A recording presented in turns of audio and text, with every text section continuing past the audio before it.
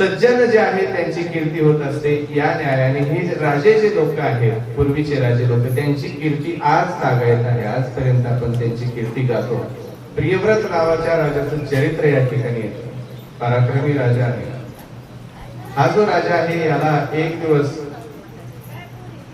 अति दुःख झालं. दुःख या गोष्टीचं झालं, राजा विचार करत होता की दिवसा तर हे लोक ध्यान, भजन, कथा, कीर्तन, नामस्मरण करतात, पण रात्रीच्या वेळेला ही रात्र फुकट घालवतात.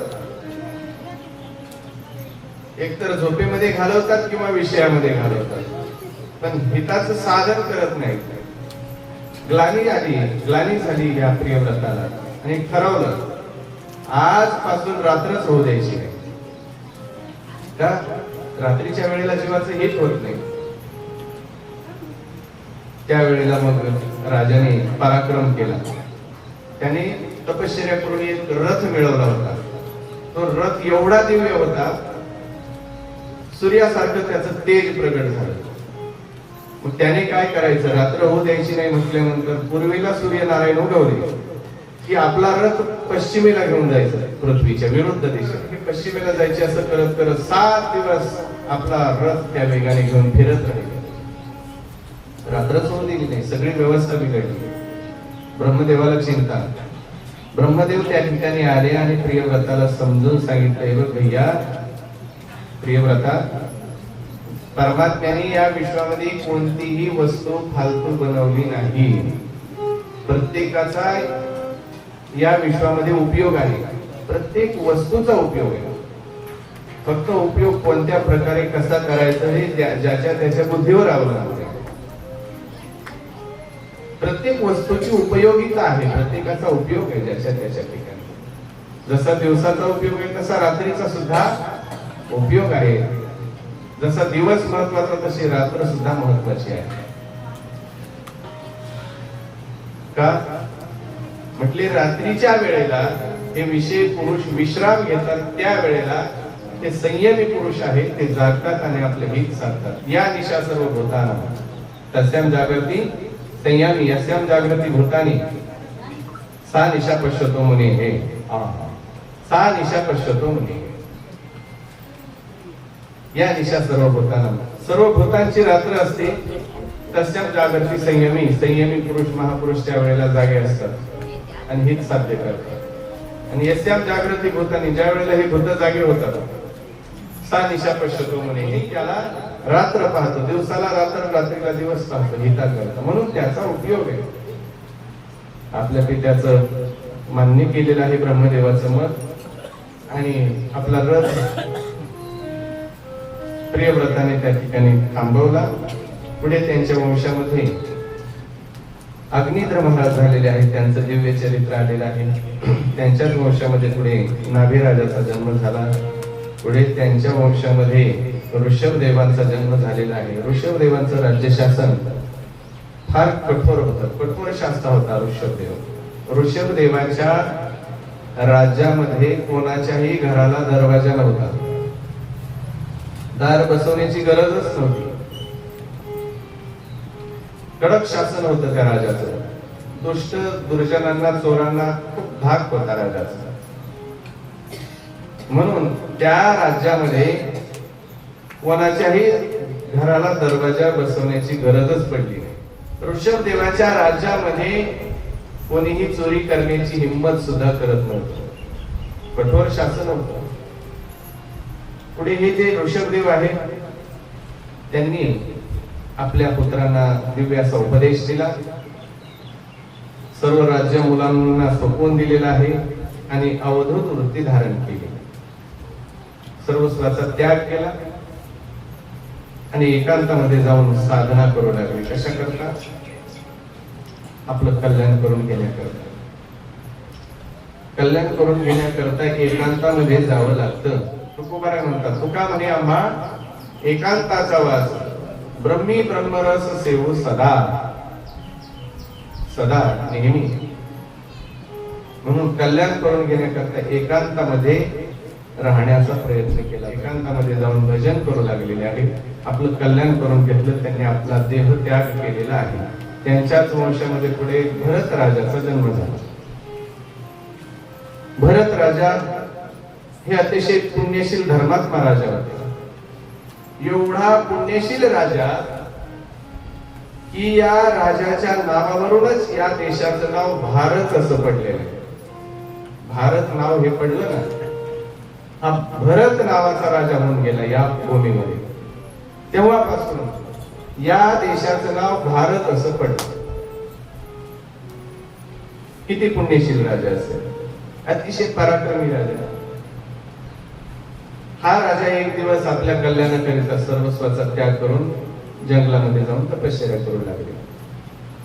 तपश्चर्या करत असताना, साधना करत असताना एक दिवस असं घडलं, गंगेच्या तीरावरती, गंगेमध्ये गेल्यानंतर अर्घ्य देत होते. अर्घ्य देत असताना तेवढ्यामध्ये एक गर्भवती हरिण सिंहाची आरोळी कानावरती पडली आणि छलांग मारली. उडी मारल्याबरोबर गर्भगळीत झाली. ते पाडस पाण्यामध्ये पडल्यानंतर या राजाला दया आहे, अंतकरण दयाळू द्रवत त्या पाडसाला उचलला, आपल्या झोपडीमध्ये घेऊन आले. ठीक आहे, दया धर्म का मूल है, पाप मूल वासना असं शास्त्र सांगतं. धर्माचं मूळ आहे दया. दया केली पाहिजे, प्रत्येक प्राण्यावरती केली पाहिजे, मुक्या प्राण्यावरती केली पाहिजे, प्रत्येक मनुष्यावरती दया केली पाहिजे. दया केली पाहिजे. निर्दयी जीवन काय कामाचं, निर्दयी असून मी माणसाने. प्रत्येकाला दया असली पाहिजे. संतांना दया फार असते. ते राजा होते तरी दया फार होती. इथपर्यंत ठीक आहे, त्या पाडसाला वाचवलं, पाण्यातून आणलं.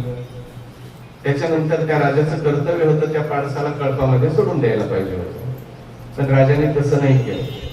ते जवळ ठेवून घेतलं आणि ठेवून घेतल्याच्या नंतर ते पाडस हळूहळू मोठं होऊ लागलं. मोठं होऊ लागल्यानंतर हे ध्यानाला बसले की मग ते पाडस जे आहे पाठीमागून यायचं, त्यांच्या पाठीला चाटायचं. यांचं ध्यान भंग व्हायचं, त्या हरणाकडे लक्ष जायचं. विचार करायचे किती गोंडस आहे, ते मला आई मानते, त्याचा माता पिता मीच आहे. प्रीती झाली, आसक्ती झाली त्या हरणामध्ये. परिणाम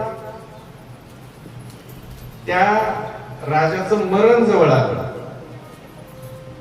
पण त्या पाडसाच्या स्मरणामध्ये मरणाचं विस्मरण झालं. हरणाचं कसं होईल, हरणाचं कसं होईल, चिंता त्यांना वाटू लागली हरणाची. हरणाचं कसं होईल, हरणाचं कसं होईल, त्याच्यामध्ये मरणाचं कसं होईल हे विसरून गेले. परिणाम जड भरत राजा हरिणी गर्भा गेला, घाला तो घातला वासनेने. हरणाच्या जन्माला जाऊ लागला. का? मरणाच्या वेळेला हरणाचं स्मरण झालं म्हणून. म्हणून हरणाचं कसं होईल, हरणाचं कसं होईल, त्याच्यामध्ये मरणाचं कसं होईल विसरून जातात. पण मरणाचं स्मरण राहिलं पाहिजे. मरणाला कधी विसरायचं नाही आणि चिंतन कधी विसरायचं नाही. चिंतन सांभाळायचं, मरेपर्यंत सांभाळायचं. परिणाम शास्त्र सांगते, अंतकाळच्या वेळेला जशी मती असते, बुद्धी असते, तशी गती प्राप्त होते. अंते मती सा गती. हरणाच्या जन्माला गेले पण या वेळेला सावधान आहे, चिंतन सांभाळलं. परिणाम पुढचा जन्म ब्राह्मण कुळामध्ये झाला. जड भरत राजा उत्तम कुळामध्ये जन्माला आलेले आहेत, ब्राह्मण कुळामध्ये जन्माला आलेले आहेत, बुद्धिमान आहेत. पण आपले पिता शिकवत असताना, अध्ययन करत असताना एकही श्लोक त्यांनी पाठ केला नाही, एकही मंत्र पाठ केला नाही. का? भरत राजा विचार करतात, माग फसलो होतो, आता पुन्हा फसणार. आता जर आपण अभिषेक पाठ केला तर पिताजी म्हणतील वास्तुशांती पाठ कर. वास्तुशांती पाठ केली तर पुन्हा लग्नाचा विधी पाठ कर, अजून काय काय ते पाठ कर. करायला होतात ना पाठ. करताना विचार केला, एक पाठ केलं तर दुसरं करावं लागेल व आग्रह करतील. त्यापेक्षा काहीच पाठ करून नाही दाखवायचं. परिणाम जड भरताचे जे पिताजी आहेत ते विचार करू लागले, माझी कुंडली तर असं सांगते या जड भरताची की हा फार विद्वान असणार आहे, बुद्धिमान असणार आहे, पण माझं भविष्य फेल का जात आहे. फार तज्ञ होते त्यांचे पिता ज्योतिषशास्त्राचे. विचार केला, माझं भविष्य तर फेल झालेलं आहे, हा जड आहे, म्हणून नाव ठेवलं जड भरत. कालांतराने माता पिता जे आहेत त्यांचं प्रेम होतं जडभरतावरती. 3-4 बंधू आहेत, बाकीच्यांचे विवाह झाले, गृहस्थाश्रमामध्ये सर्वांनी प्रवेश केला. माता पिता आहेत तोपर्यंत ठीक होत, सेवा व्यवस्थित चालायची. पण माता पिता गेले त्याच्यानंतर मग व्यवस्था बिघडली. बंधू सेवा करायचे, 2-3 भाऊ जडभरताची सेवा करू लागले. हे आपले मस्त राहायचे, जंगलामध्ये बेस्ट आपल्या शेतात राहू लागले. एक दिवस जो रहुगण नावाचा राजा आहे तो त्या ठिकाणी आला. जात असताना त्याचे जे सेवक आहेत त्याच्यातले एक जण बिमार पडला. मग बाकीचे म्हटले, बघा एक जण बिमार पडलेला आहे, 3 जणांना आम्हालाही भार होतोय, कोणीतरी असलं पाहिजे. म्हटले, अरे आपली प्रजा आहे, जो मिळवतो तो घेऊन या, त्याला व्यवस्थित पगार त्याचा देऊन टाका. यांनी शोध घेतला, यांना हे भरत महाराज मिळाले. म्हटले, हे काय करत असतो रे? भरताने सांगितलं, म्हटले काय नाही, आपलं पडून राहतो, नामचिंतन करत असतो, बाकी काही काम धंदा करीत. म्हटले, मग काही आपल्या राजाची सेवा वगैरे करण्याचं काही? अरे आपला राजा आहे, त्याची सेवा आपलं करणं कर्तव्य आहे का? पालखीला खांदा देशील? तुमची इच्छा. मग खांदा दिल्याच्या नंतर भरत जे आहे जडभरत आपल्या मस्तीमध्ये आपल्या ढंगामध्ये चालायचे. यांना कधी ते व्यवस्थित चालण्याचंही माहित नव्हतं. एखादी जर मुंगी दिसली तर मुंगी दिसल्याबरोबर उडी मारायची, पुढे पाय टाकायचे. आता ज्याच्या खांद्यावर पालखी त्याने जर उडी मारली तर पालखीत बसणारच काय होत असत, त्याची खोपडी वरच्या त्या ज्या असते ना वरची दांडी त्याला लागायची, खोपडी चटाक. राजा ओरडला, अरे असं काय चालतंय? त्यांनी विनंती केली सेवकांनी, म्हटली महाराज आमचा काही दोष नाही, हा नवीन आणलेला आहे ना, हा व्यवस्थित चालत नाही. डोकावून पाहिलं तर त्यांना व्यंगामध्ये बोलू लागला हा रहुगण. असो दिव्य असा उपदेश त्या राजाला दिला आणि त्याला मुक्त केलं जडभरताने. ही कथा संपन्न होते. त्याच्यानंतर नरकांच्या गतींचं वर्णन आलेलं आहे. 28 प्रकारच्या